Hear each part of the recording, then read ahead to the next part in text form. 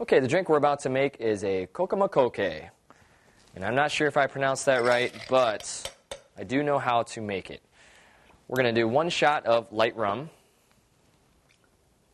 And follow that up with about 2 ounces of red wine.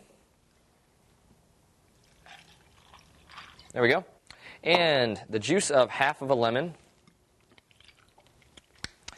Next we will add 2 ounces of pineapple juice and 2 ounces of orange juice. Let's go ahead and mix this up. Don't shake it. Just mix back and forth a couple times. Don't want to disturb the red wine too much.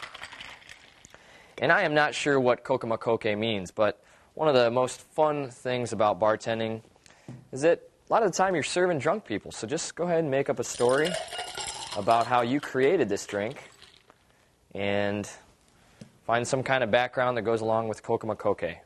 And also, if you want, you can garnish this with a pineapple stick. Bottoms up.